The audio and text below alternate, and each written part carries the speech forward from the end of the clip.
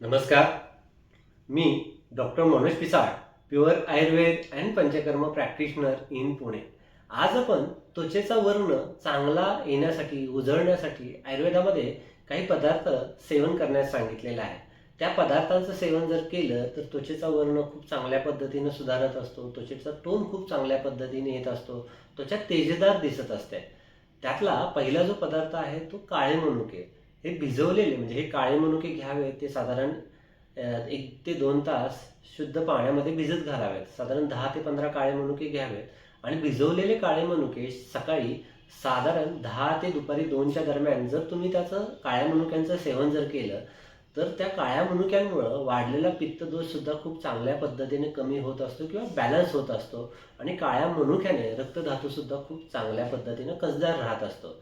त्यामुळे पित्तदोष नॉर्मल झाल्यामुळे, रक्तधातू चांगला झाल्यामुळे तुमची त्वचा ही खूप चांगल्या पद्धतीनं त्याचा वर्ण सुधारत असतो. त्यामुळे काळ्या मनुक्यांचं सेवन तुम्ही जरूर केलं तर त्याचा तुम्हाला नक्की फायदा होईल. दुसरा जो आहे तर डाळिंब. आता आयुर्वेदामध्ये डाळिंब हे सगळ्यात सर्वश्रेष्ठ फळ असं सांगितलेलं आहे. आता डाळिंब काय करतात, शक्यतो गोडसर आंबट असलेली डाळिंब पित्तदोषाला वाढवत नाहीत. वाढलेला पित्तदोष डाळिंबाने खूप चांगल्या पद्धतीने कमी होत असतो, बॅलन्स होत असतो. त्याचप्रमाणे रक्तधातू आणि मांसधातू सुद्धा खूप चांगल्या पद्धतीनं मेंटेन राहत असतो किंवा कसदार होत असतो.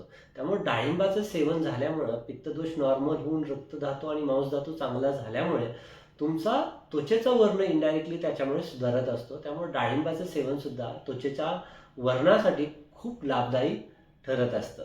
आता तिसरं जे आहे तर ते आयुर्वेदामध्ये तूप किंवा लोणी. आता तुपाचं नित्य नियमाने जर सेवन केलं तर शरीरातील साथी धातू खूप चांगल्या पद्धतीनं वाढत असतात, कसदार राहत असतात, त्यांची ताकद खूप चांगल्या पद्धतीनं मेंटेन होत असते आणि साथी धातूंपासून शेवटचा जो ओज धातू असतो तो तुपाने खूप चांगल्या पद्धतीनं मेंटेन राहत असतो.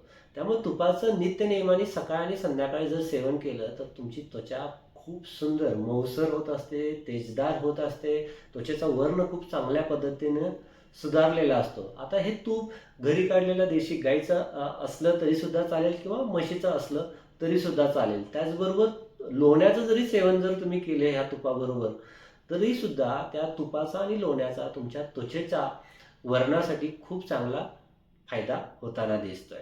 आणि शेवटचा जो चौथा जो सांगितलेला आहे तो च्यवनप्राश सांगितलेला आहे.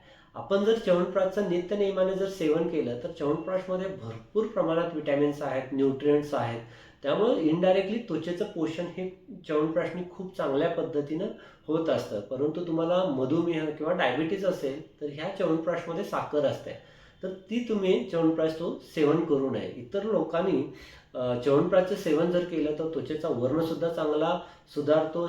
शरीरातील आरोग्याची जी परंपरा असते, आरोग्यदायी शरीर, ते सुद्धा च्यवनप्राशने आपल्याला खूप चांगल्या पद्धतीने सुधारता येत असतं. वार्धक्याची लक्षणं सुद्धा या च्यवनप्राशच्या नित्य नियमाने आपल्याला दूर, म्हणजे म्हातारपणाची जी लक्षणं असतात ह्या च्यवनप्राशच्या सेवनाने आपल्याला दूर ठेवता येत असतात. त्यामुळं काळे मनुके आहेत, डाळिंब आहे, तूप, लोणी आहे आणि च्यवनप्राश आहे. असे पदार्थ आयुर्वेदामध्ये सांगितलेले आहेत. त्याचं जर सेवन केलं तर तुमच्या त्वचेच्या रंगासाठी, तुमच्या त्वचेच्या टोनसाठी त्याचा अतिशय चांगला उपयोग होताना दिसून जाईल. धन्यवाद.